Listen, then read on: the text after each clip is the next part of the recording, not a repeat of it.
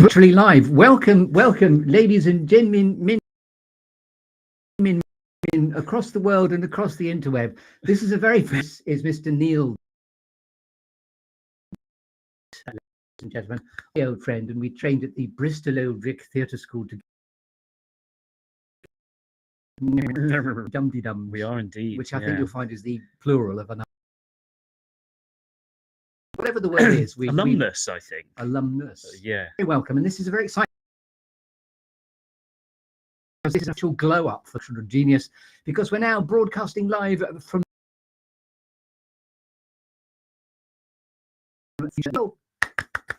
Beautiful. You went with the cue. Yes, you. Always. And a couple of moments ago, you went, "Oh my God, I'm literally on the Chris Grimes show." So, how does that feel after all these years? It feels great. It feels the right thing, right place to be. And I've known you of old.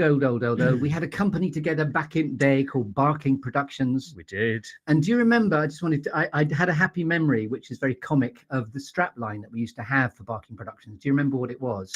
Was it serious but fun? Yes, and just go with that. For years, we had business cards that said serious but fun. The idea being is we could be quite wacky, we could be quite serious. Yeah. And then only in discovering, and I'm so hardwired to innuendo, but after discovering the cards in the cupboard after all these years, that serious but fun actually just looks to the grammar police, serious but fun. Which was not our business. Which is, please don't Google that at home, but that it worked because we had this wonderful sort of dynamic of being able to be very wacky, because of course that's where Instant Wit, the comedy improvisation company, came from back in the day. And you were there for then too. For then too, and preceding that, More Fool Us as well for 3 years, which was very, very formative, I think, for both of us. Paul Z. Jackson has been this very morning sent me Paul's most recent update on LinkedIn, talking about the psychology. Yes, and which I know we'll riff on. He's still very prolific in that field, and it's great. Yeah, he was a really good teacher. He taught us a lot. He did. Yeah. And indeed, I was able to be very grateful and thank him for everything that he taught me as well when he was in the show. Well, I'm so glad. Marvelous. So glad you were well behaved. So to blow some happy smoke at you, you are an actor, obviously we've talked about that, a facilitator and a coach. And I've been very excited because you're also, when I was Googling you, you are an a cappella sextet. Well, I'm 1/6 of an a cappella sextet. There are 5 others who make the other 5 of the sextet. But if I may just call you a sextet again, I don't regret that expression. If that's what you like doing, be my guest. So your invitation in being here at Mr. Neil Bett is to go where you like, how you like, whenever you like, as deep as you like, into the construct and the structure. And I'm just going to explain for those who are seeing this or hearing this for the first time. If you are, where have you been? It's about 250 episodes in. I've been working like a beaver all these years. But this is the show in which I invite movers, makers, shakers, mavericks, influencers, and also personal heroes into a clearing or serious happy place of my guests' choosing.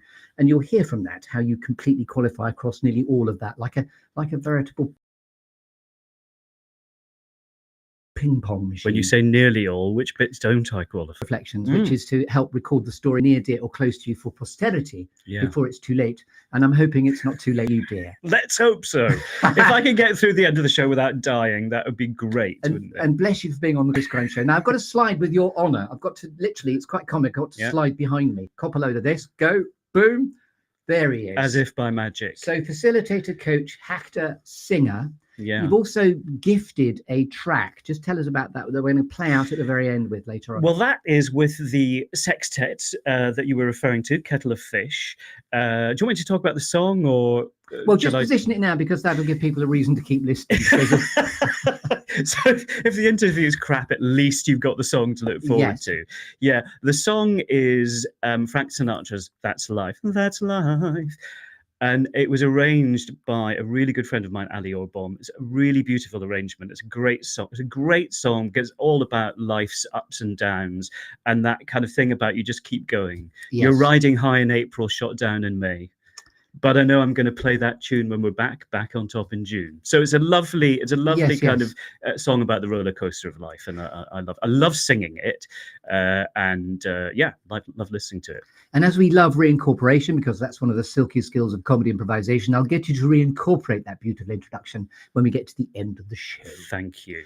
So there is going to be a clearing or serious happy place of your choosing. There's going to be a lovely, juicy storytelling exercise called 5, 4, 3, 2, 1. Do you remember Ted Rogers? Dusty Bin. Nice. Or 5, 4, 3, 2, 1. Yeah. That. Yeah. So okay. there's that, which Yeah. is a lovely storytelling exercise that I got from a lovely man called Dave Stewart, who's out there on the old interweb from Fresh Air Leadership. Do connect with him too. But anyway, then there's going to be some alchemy, some gold, a couple of random squirrels, a cheeky bit of Shakespeare, a golden baton. They don't like it up on Mr. Manring, and a cake. So it's all to play for. It's literally the most exciting Tuesday morning I've ever had. And for those watching on the old interweb as well. Yes. So you're very, very welcome. So Mr. Neil Bett, should we get you on the open road of the structure? Let's do it. Wonderful. So what is a clearing or serious happy place for you, Mr. Neil Bett, actor, facilitator, coach, singer, and sextet? Well, I'm going to choose Applecross. And Applecross it's where my mother's parents were from. It's a little peninsula on the west coast of Scotland. It's opposite the Isle of Skye, although it's on the mainland. You go up the steepest road in Britain to get there. It's called the Bealach na Gra. Lots of hairpin bends as you drive up. I remember my father in old cars having to do kind of 3-point turns, which weren't very relaxing. But you go up to, and you have this amazing journey up, and then this amazing journey down into Applecross, and it's just beautiful. And my grandparents lived there, although I never met either of them, but they're both buried there. And I do get a very strong sense of belonging there, because it's a very beautiful, very remote place. I mean, I'm a city boy at heart. Yeah. I'd never want to live somewhere like that, but for clearing the head and being somewhere really beautiful, it's got to be there. And just say that wonderful, wonderful Scottish up the Trossachs of that hill that you go up again. The Bealach na, I think it's Nagra or Naga. The Bealach Nagra. Oh no, it's the Bealach na Ba, actually. Yeah. And then we descend into Applecross. Yeah, you're right. And the temperature can drop about 10 degrees centigrade as you go up, literally, and then come down again. You get brilliant views. When there's a viewing point at the top. I'm not from the Applecross Tourist Board, by the way. Although when we went the first time, I took my two children, my youngest son Harvey, and you are in fact one of Harvey's godparents. We were telling him about the amazing views, because he wasn't that keen on going, but he was only about 5, and we told him about the amazing views. But it was a very, very misty day, so we got out and he could see nothing. And he said, "You told me it was amazing, and all I can see is pure white." So tough crowd. Tough crowd. Yeah. I'll have words as his godfather. I really will. If you could, that'd be great. And were there midges and sort of a frenzy of a zombie apocalypse? Depends what time of year you go. Of course it does. If you go at the right time of year, you'll miss the midges. I would never go in a midge season. Are you sure you don't work for the Applecross Tourist Board? Absolutely sure. And have you been on pilgrimages there many times? It's very profound that you know that the gravestones of your grandparents are there. Yeah, no, I have. I mean, not many times, and I haven't been for a long time. In fact, we were talking the other day that we must go back. But yes, I mean, I used to go quite a lot as a child. It's where we went on holiday. And as an adult, what's lovely is taking my own kids there. That was really special. And they both, I mean, my eldest son, Angus, has been there independently with friends. So it's lovely to think that they actually want to go. Lovely. It's a beautiful, beautiful vista. It sounds glorious. So that's Applecross, and then part of Scotland it's in again, just to really plant it. Well, it's in Wester Ross. So it's on the mainland, but just opposite the Isle of Skye. If I may now, at that majestic clearing, and I can because it's my show, I'm going to arrive with a tree now in your clearing. This is a bit deliberately Waiting for Godot-esque because of my hectic background, and we trained as little things. I love Waiting for Godot. So this is a bit Becketty and a bit existential. I'm going to arrive with a tree, and I'm going to agitate the tree. I'm going to shake it to see which storytelling apples fall out. And then this is where you've been kind enough to have done some more preparation. Bless you. I've done loads of homework, everybody. It's not easy coming on this show. So this is the 5, 4, 3, 2, 1. We've had Yeah. 5 minutes, the clue in the title being don't overthink it, and I know you won't have done, No. to have thought about 4 things that have shaped you, 3 things that inspire you, 2 things that never fail to grab your attention, and borrow from the film Up. That's a bit, squirrels. Oh, thank You know you. what never fails to grab your attention? Yeah. That's the only reason I bring those. So I can just throw a squirrel at you. Can I throw it back? Please do. There you go. And it'll be coming right back at you shortly. And then the one Excellent. is a quirky or unusual fact about you, Mm. Mr. Neil Bett. We couldn't possibly know about you until you tell us. Okay. So it's not a memory test. Over to you to shake the canopy of your tree, or the canopy of your tree, not a canopy. Canopy of your tree, how you Yeah. see fit. So 4 things that have shaped you, first of all. I'm shaking my tree.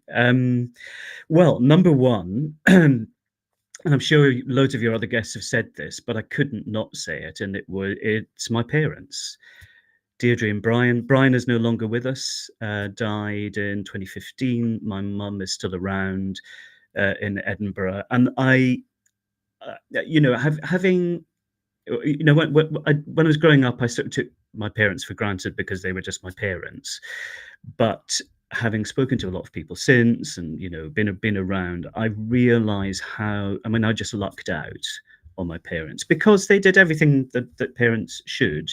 They nurtured me, they loved me, they fed and clothed me, and I always felt very safe. And yeah, and I feel incredibly grateful for that. I think it's given me a very sort of strong sense of security through my life. I love that expression. I just lucked out. I really did. Yes.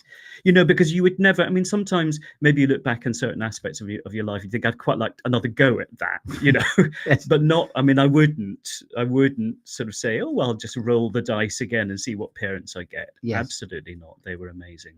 Yeah. And wonderful. And your mum is still in Scotland? She is. I'm going on Friday up to see her. She's not in. Her mobility isn't as good as it used to be, but she's still very sharp and bright, and an amazingly inspirational woman, actually. That's a lovely first planting of shapeage. So shapeage number 2, please. Shapeage number 2 is so. I've kind of bookended my shapes with people, because I think people ultimately are always the things that shape you most. But my second one is a moment, and it was a moment which I think was a catalyst for lots of other things that happened to me. I was 12 years old. I was in a drama class at school. I was in my first year of secondary school, and I'd done a bit of drama at primary school, but it sort of came and went a bit, and I knew I liked it, but I didn't really think more than that. So I had a drama teacher called Miss Hill, and she set up an improvisation. And although I really loved drama, I'm also quite shy. I think a lot of actors are like that. We have this kind of inherent contradiction that we were kind of quite shy and withdrawn, and at the same time drawn. Improvisation was in a lift. There were 4 people stuck in a lift, and the lift got stuck. So quite a classic improvisation, and what happens then between those people. So anyway, so she got somebody out, and there was somebody played a little old lady, and somebody played a businessman late for his meeting or something like that, and she was looking for a 4th person, and I stuck my hand out, which felt very brave at the time because I was quite shabby, and I said a punk rocker.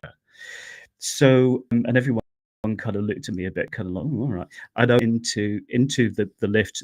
The improvisation started. A few bits of dialogue happened, and I just sort of did a comedy spit on the floor, so and belted did a mime belt of the kind of trying to get the lift work. So it's like, this bleeding lift ain't working, or something like that. And at that moment, the whole class erupted with laughter, and you know what it feels like when people laugh at something that you do. I think, although it's important too, but I think what it was that moment when I realized that I could have an effect on people through performance, and I've never forgotten it. And obviously I've done lots of performing since, but that moment of, and I think it was partly because it very much contrasted with the person I really was to the person that I was Yes, the playing, lovely juxtaposition. and nobody saw it coming. Yeah. So that was partly it, but it was, and that kind of transformative feeling that you get through Yes. performing. I'll talk a bit more about that later. And in all the years I've known you, I've not ever heard that story. So thank you for coming up with new material. It's possible that you have heard it and forgotten, but But it is lovely. It really was a moment where you kind of think something lit and something never changed from then on in. And the fact that it was a lift door as well, something opens up and it you ascend. Marvelous. And who knew that years later I would be paid to improvise? Yes, yes. So yeah, there we go. Wonderful. That's a lovely second shapeage. Right. Do you want shapeage number 3? Why not? Follow the structure. 3 has to be the thing where we met and that we share in common, the Bristol Old Vic Theatre School. My 3 years there, I remember still getting the letter of acceptance, and I really wanted to go to drama school, and I'd had a few goes, not with Bristol, but with other drama schools before, and had some success. I'd had sort of callbacks and things, but not quite crossed the line, because they're so competitive to get into. And the letter that told me I got in was just wonderful. And I had, I mean, we had our ups and downs, and and you have to work very hard. And but I mean, I did learn a lot, and I met a lot of really amazing people, yourself included. And I was kind of never the same again after that 3 years as I was before. It shaped me a lot. And I think the thing that it gave me, which I wasn't expecting, I knew it would give me an amazing acting training. Bristol became my home because my wife. I'll talk about that in a minute. So it was great, and we could spend a whole hour talking about Absolutely. Bristol and people like Shelley, the head of acting there. Can I tell you Rudy Shelley's Yes, story? please do. And of course, I'm just going to say, obviously, we need to mention Nat Brenner as well, who was Peter O'Toole's mentor. Totally, yeah. And you see, those guys had worked with, because the school started in 1946. Those guys had worked with all the famous people that had come and gone. They were the same teachers, so the same teachers teaching us had taught Daniel Day-Lewis and had taught all these amazing people. Jenny Seagrove and Greta Skarkey and all the rest of it. But my story about Rudy is that there must have been some kind of thing where in the first year you got a one-to-one an hour on your own with Rudy, and you'd bring a speech and you go through it. And on the day that I had my one-to-one with him, I felt like a crock of shit. I was full of cold. And really, I mean, I probably wasn't well enough to go into school, but I kind of forced myself out and went with it. And I went in to see Rudy, and he said, "What have you got for me, dear?" So I had this speech from a play called "To Spitty She's a Whore," which is a very kind of dramatic play about a young man who's having it off with his sister, and is in sort of torment about it. And you know what it's like. I kind of thought, this is real acting here. So I started the speech, and about 3 lines in, I started coughing and spluttering, and I said, "I'm really sorry, Rudy. Can I start again?" And he didn't say anything. And I said, "Shall I carry on, or shall I just go back to the beginning?" He didn't say anything. I said, "Well, I think I'll go back to the beginning." So and he just sat very still. He was very small, quite Yoda-esque, quite Yoda-esque, and very small, and just literally looked at me. And so I started again. Again, I got about halfway through, coughed and spluttered, and all the rest of it.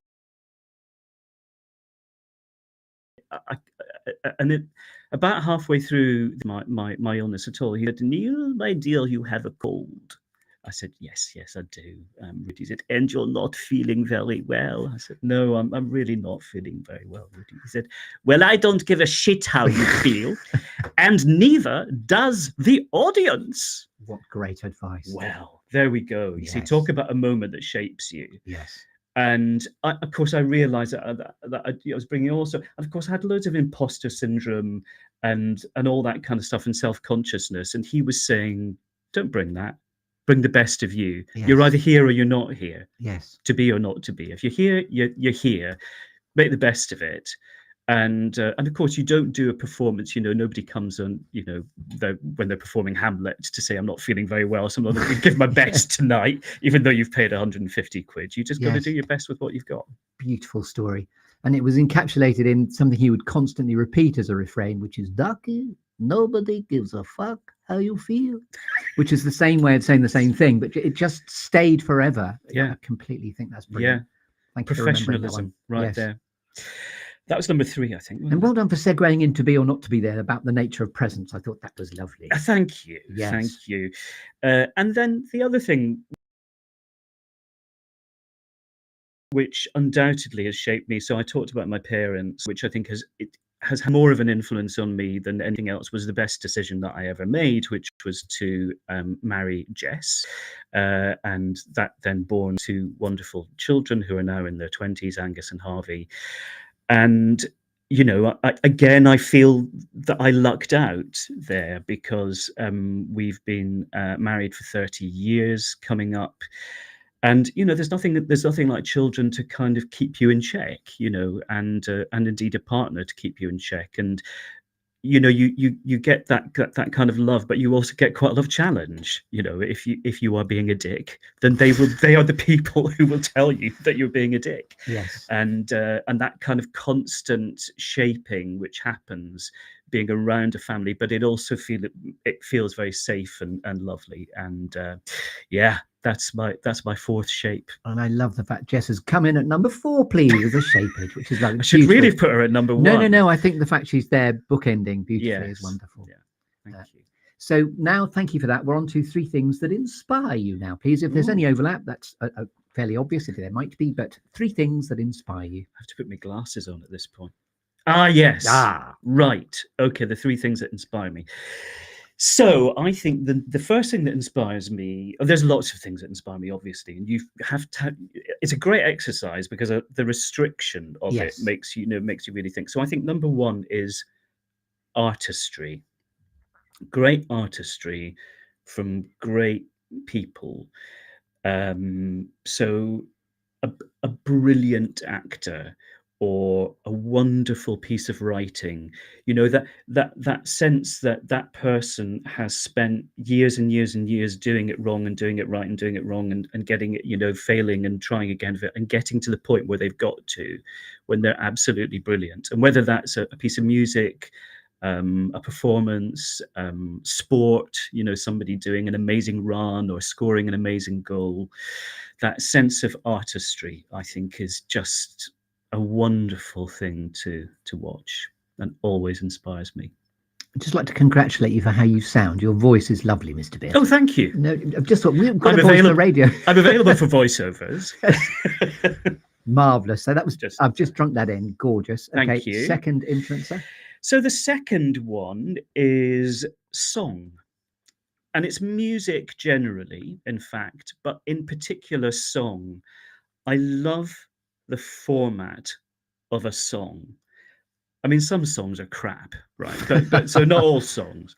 But a good song, which is well written, which tells a story and has beautiful music through it, and also has wonderful lyrics.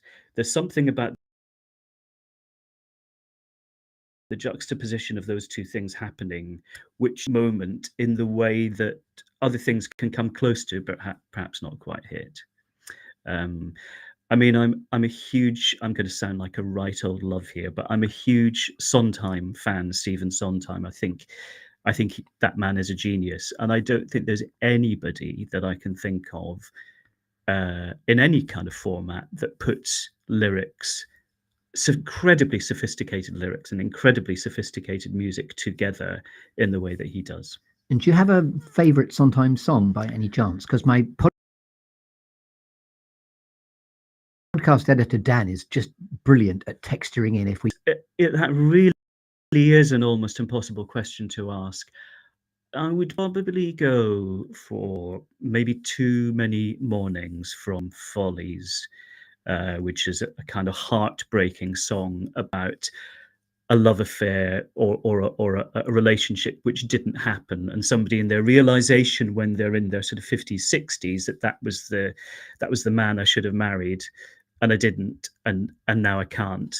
It's heartbreaking and wonderful. And just say the title once again, Dan. You'll know exactly what to do. Too many mornings, too many mornings. Do do do do do do do do do. You can keep going if you like. Saves Dan a job. No, that's lovely. Thank you. And thank you. That was an unexpected moment, but thank you. Yeah, no, not at all. Next inspiration, please.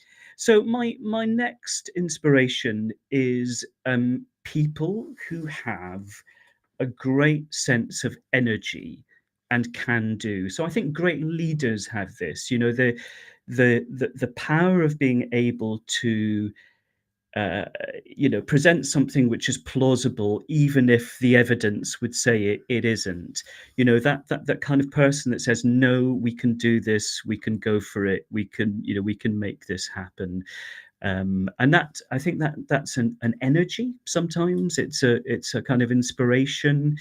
I like being around people who are like that, because I'm not quite as like that myself as I would like to be, but I do tend to attach myself to those people quite a lot, particularly professionally. Your good self is an example of such Par example. You know, you've got an amazing can-do attitude and an amazing sort of energy. Anna, my business partner, who you also know, I think has a similar really positive energy.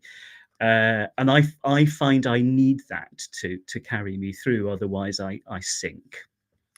Lovely description of energy and why it's important. I love that. Thanking you. Thank you. I think that's 3 inspirations. Or is there I think it is. I mean, I've got to the end of my list. Yes. Now I'm going to do something What where happens? I'm going to move my dick. Are you going to throw that at me? No, I'm going to throw something else at you.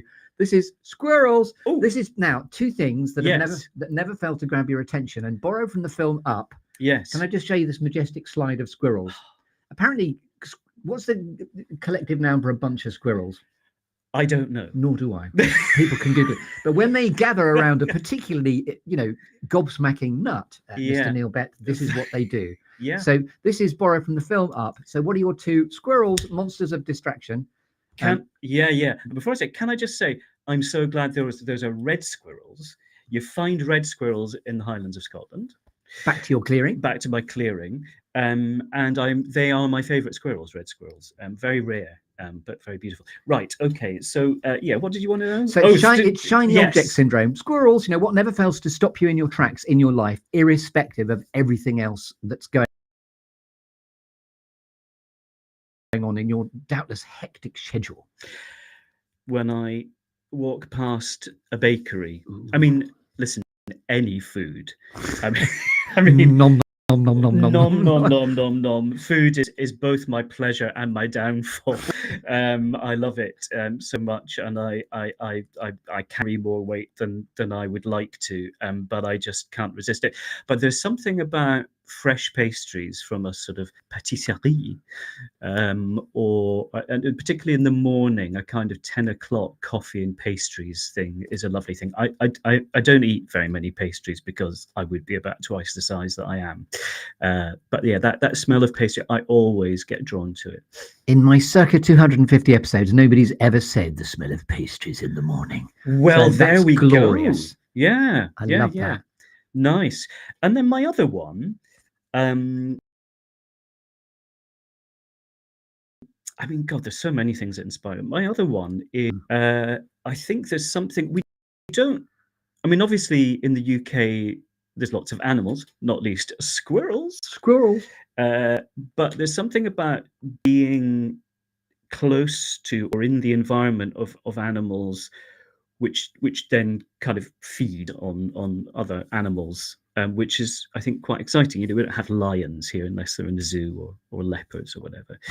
But I think a bird of prey. So when I spent a lot of time in Oxfordshire, where my late parents-in-law lived, and they have red kites there, and they're so fantastic. I mean, their wingspan is about 5 feet, apparently. They're really incredible to see, and you can see them quite close up. But if ever I see, lucky enough to see an eagle or a sparrowhawk or something like that, and watching them descend and swoop and come up again, I just think is wonderful. And I can never not watch it. And in a perfect world, they'll be swooping down to nick one of your pastries. Well, they will. Well, I tell you, my sister-in-law was eating a sandwich in her parents' garden, and a red kite came and swooped down and took her sandwich and ran off with it. Didn't run, obviously, flew. That's a moment you're never going to forget. Yes. It's quite alarming. I mean, given that they have a 5-foot wingspan and Yes. she's not much more than 5 foot herself, it was quite Lucky not to be carried away herself. indeed. Yes, yeah. So it does happen. And great squirrels. And now we're Yeah. on to a quirky or unusual fact about you, Mr. Neil Bett. We couldn't possibly know about you until you tell us. Are we there already? Okay. Well, I don't know that there's anything very unusual or very quirky, but it might be something which and I'm almost a little bit shy about this, actually. I am quite a prolific marmalade maker. Ooh.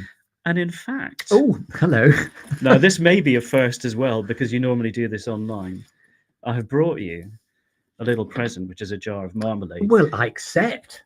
How lovely bribery. I'm not going to throw it at you. So now I cheated because I texted you last night and I said, do you like marmalade? You did. And you said, my wife likes it. So she's very welcome to it.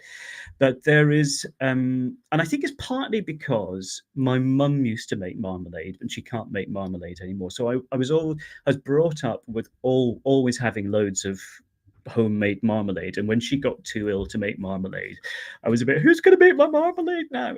So I then learned how to make on it. The mantle. I love that. And there's a lot of trial and error with it, because Yes. it's not I mean, I don't want to sort of be too pretentious about it, but it's not a very easy thing to make, because you've got to get the set just right and all that kind of stuff. So there's a lot of trial and error gone into it, but I do make obsessively. When January comes and the Seville oranges come out, I'm there and buying my Seville oranges, my lemons and my sugar, and I am making quite a lot of batches of marmalade. And this batch says Neil Marmalade 12/1/25. So this is the new batch. This is the new batch. I That's love it. that. Thank you very much. Yeah. And it's not exactly full, is it? Have you been snaffling this one? Listen, there's a little bit of a, there's half an inch of air. You've got to have The something. marmalade drought on. No, I'm very, very grateful. Thank you very much indeed. You can always give it back and I'll give it to someone else more grateful. And no, I'm really grateful. And in fact, circa all my episodes, no one's ever furnished me with a jar of marmalade. Well, Thank there you. we are. Yeah.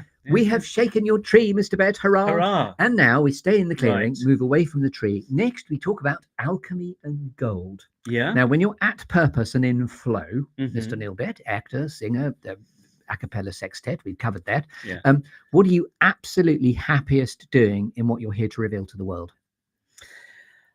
I'm happier. Well, I think I'm most in flow, and I think I probably am happiest when I'm performing, actually, because there's something about performing which takes you out of yourself, or it takes me out of myself, and takes me into that kind of place where I can truly connect with lots and lots of people. And I do.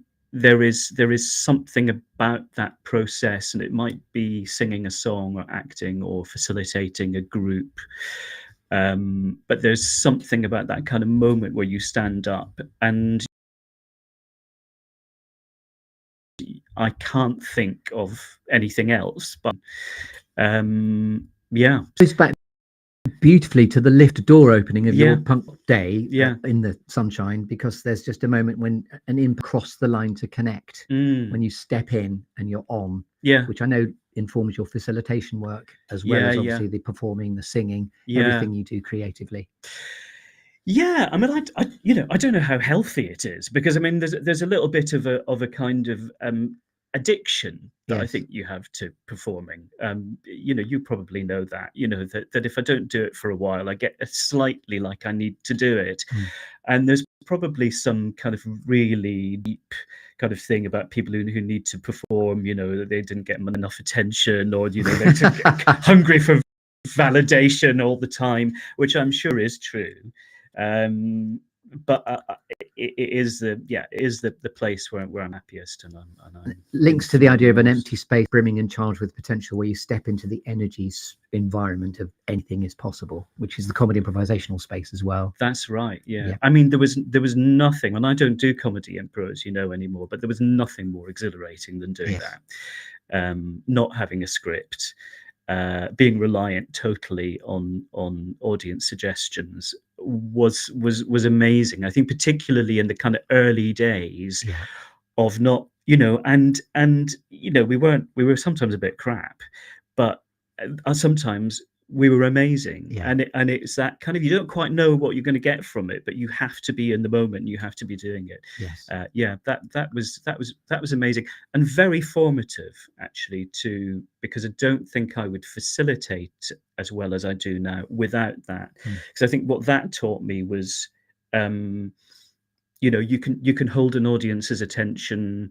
You don't need the script. If something goes wrong, you can just make a joke out of it, or you can just sort of pause while it goes, while they put it right again or whatever. Or if somebody says something unexpectedly, you use it, and you don't get the yes and rather than get affected by it and kind of think, oh no, that's not what I had on my script. I think, although I love words, I think not having words was an incredibly freeing thing to do for many, many years, and I loved it. Lovely answer. And now, finally, I'm going to award you with a cake, Mr. Bett. Again, I can throw a comedy prop at you. Sorry, it can miss occasionally. I've dropped my cake.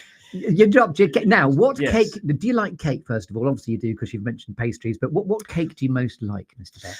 Well, I'm going to be a little bit picky here. I don't love cake. I love pastries, and there's a difference, I think, between pastries and cake.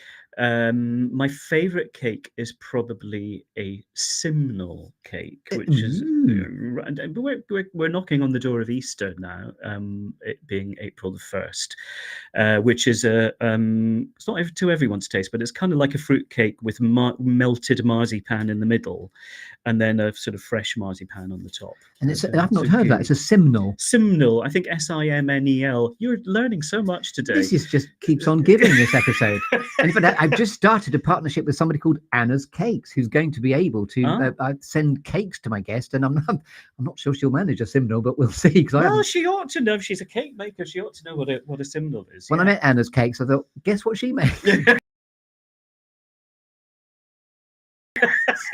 The clue's in the title there. That's marvellous. So simply, because I can't necessarily risk it, I've got an actual bit of marmalade, and I'll try and give you an actual cake. Thank you. And now, this is a final metaphor, suffused storytelling thing. You're going to put a cherry on the cake now with stuff like, what's the favourite inspirational quote, Mr. Neil Bett? Has always given you succour, first of all, and pulled you towards your future. Thank you. Thank you. Oh, is that what you want me to do? That's the question. Good. I'm going to have to put my glasses on for this point. Right. Okay. So it's not a terribly original one.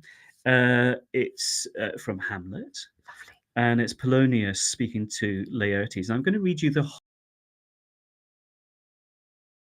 whole quote because, to thine own self be true, and it follow as the night the day, thou canst not then be false to any man. So most people know to thine own self be true, but actually I think when you have the whole thing around it, it gives it a context. And really what he's giving advice to his son, to Laertes, before he goes off to university. And it's really saying, if you're honest with yourself, you're not going to be able to lie to anyone else. And I think that's Shakespeare is flipping awesome, isn't he? Yes. And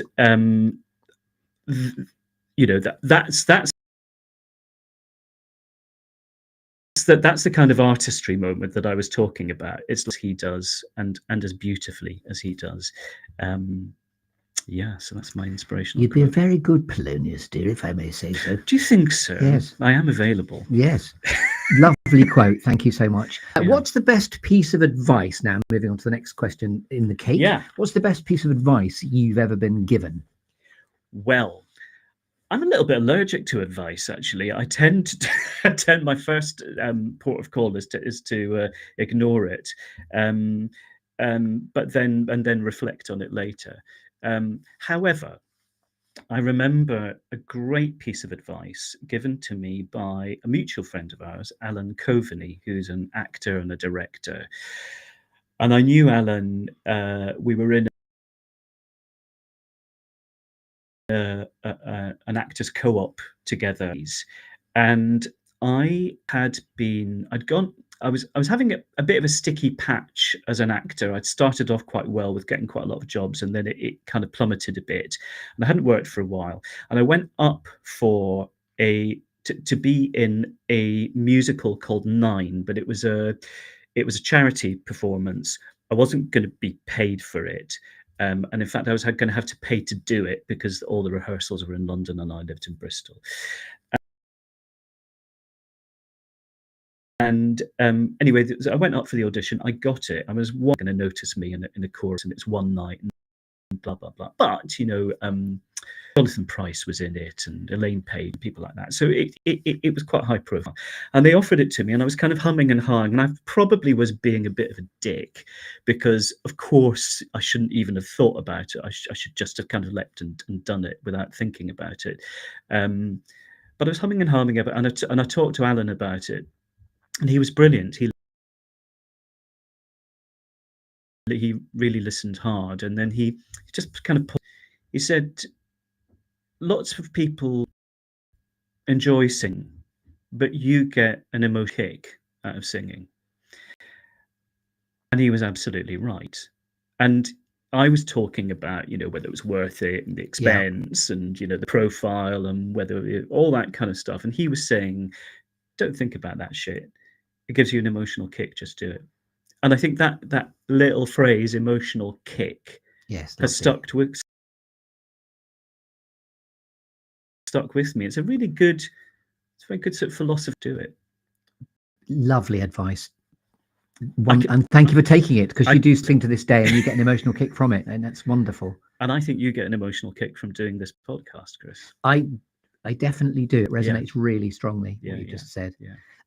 With the gift of hindsight now, what notes, help or advice might you proffer to a younger version of yourself, Neil Bett? Oh, Lord. I think I would say to myself, to my younger self, I mean, can I ask how young? You can choose a time when you probably needed you to sort of holographically appear and give yourself a slap. Not a slap. I think when I was really young, I think, between about 0 and 12, I tended to be very cautious about going for things and doing things, and then I was better at doing that when I was a teenager and on. So I think I would have said to my really younger self, just do it. If you don't like it, it's not going to last very long, and you can do something else. But that of not engaging with stuff, which I did do, I think, when I was a child. So I'd have said, get over yourself and get on with it. That's what I'd have said. Great advice. Love that. So the final question, we're ramping up shortly to talk about Shakespeare. Okay. And just before we get to the Shakespeare, we're going to talk about legacy and how you'd most like to be remembered in a moment. But just before we get there, this is the pass the golden baton moment, please. They don't like it up by Mr. Mannering, but having experienced this from within, who would you most like to pass the golden baton along to keep the golden thread of the storytelling going? Can I just say, this is quite literally a golden baton. Who knew? Right. There's probably quite a few people, and I won't mention. I'll mention one person by name. It's actually someone I've known, but somebody that I have a bit of a LinkedIn. I've had a few conversations with him on. My eye caught his book the other day, and I thought that would be a really good person for this show. He's called Max Dickens. He actually does improvisation, I think. Do you know him? I definitely of him. Yes, absolutely. It's Hoopla is that that's it. Yes. But the reason that I've connected with him is because he's written a great book called Billy No Mates, and it's very now men's mental health, and it's about isolation, particularly to do with men. And he has a great story, being choosing his best man for his wedding. And that was a kind of catalyst, I think, for him writing about loneliness in men and boys.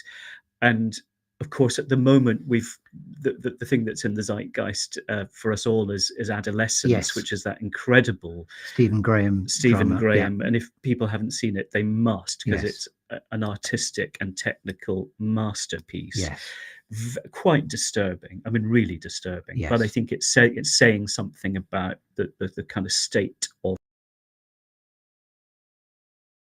masculinity, I think, at the moment, and lots of other lessons came out. Yeah, it's a very good book. It's a very accessible book. It's funny, and he's one of these people. I read it, and then I had a little LinkedIn conversation. We've had a few sort of forth and back and forth. So I think he would be good.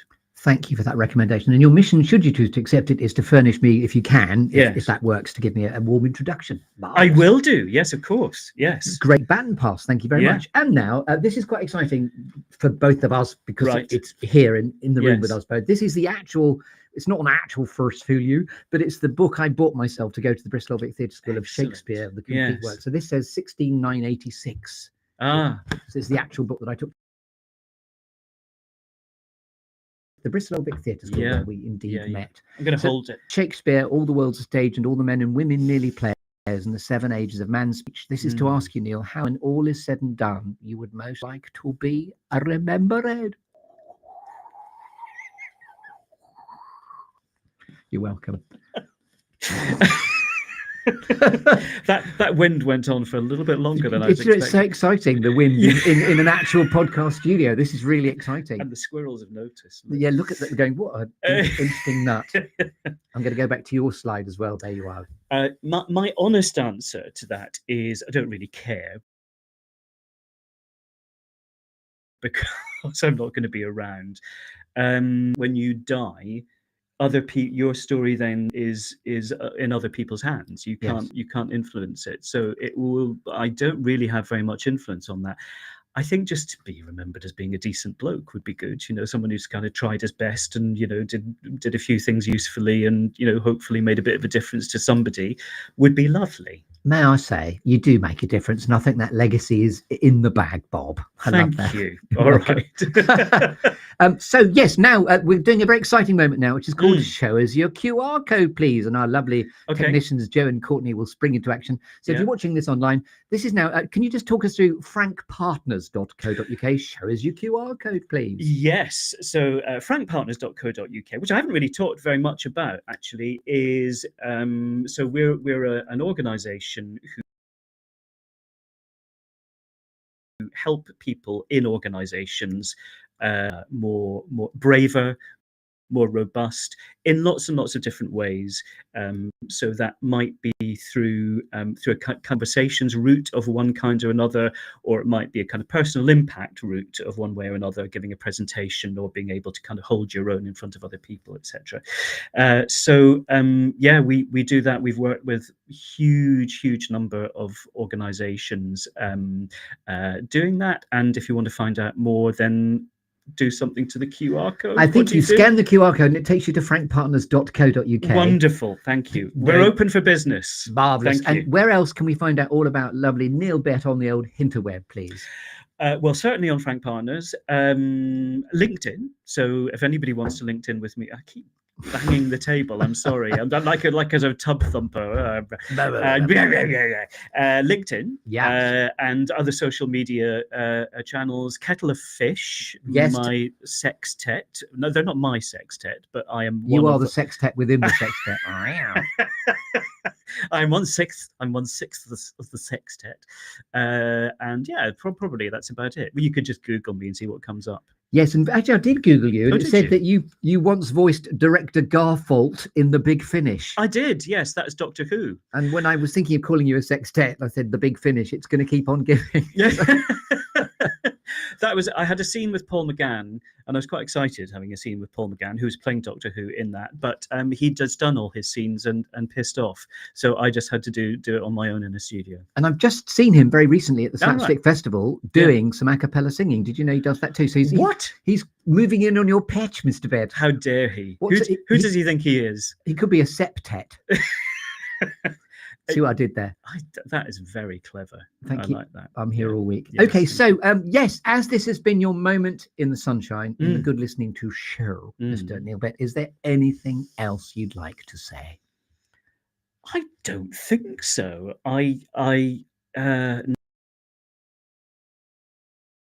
No, it's been great. Without being interrupted. So it's no, it's been a joy. But no, I think I've said enough. But thank you so much. Also, for on April the 1st, in this day of history, Yeah, 19 whatever year it is, this is a seminal day. your very first studio Yes. podcast. And I'm thrilled to have had a lovely, dear old friend come and sort of, talk each other through it, which has been wonderful. I have really enjoyed it. And I've had a wonderful glow up myself. So if you're watching still, if you want to be a guest, then have a look at thegoodlisteningtoshow.com. Very excitingly, also, we've talked about the profound impact of our parents. I recorded my own father, Colin Grimes, who very sadly died last August. He was my very first willing guinea pig for a very exciting new series strand to the show, which is called Legacy Life Reflections, which, lest we forget before it's too late, without any morbid intention. But my dad was a very willing guinea pig about 5 years ago. He knew exactly what I was doing in terms of, can I curate you through this? But Legacy Life Reflections is a particular series strand that can help you, tell your story for posterity before it's too late. So use the same construct of the Good Listening to Show, but there are many different series strands. This has been Best of Bristol Voices, because here we are in Bristol. There's also one called Brand Strand, Founder Stories, and also Leadership Reflections, and. So there's another QR code if you want to connect with me, Chris Grimes, on LinkedIn too. No pressure, Joe. Here's the other QR code, please. Show us your QR code, please. You might be watching on LinkedIn in any case, in which case do that. Yes, so thank you very much indeed. I've been Chris Grimes, but very, very, very importantly, a sincere thank you, Neil, for being a glorious guest, and for the marmalade pot of 12/1/25, where there's a tiny bit of a marmalade drought, which I don't mind. And Jamie, I'm very grateful for it. But thank you so much for being here. Anything else you'd like to say? No, it's been glorious. Thank you. Thank you very much indeed. Thanks for watching, and good night. Or good morning. Good evening, and good day, you. and tomorrow. And is it time for pastries? Yes, please. Should we go for one? Let's do that. Yeah. I'm even buying.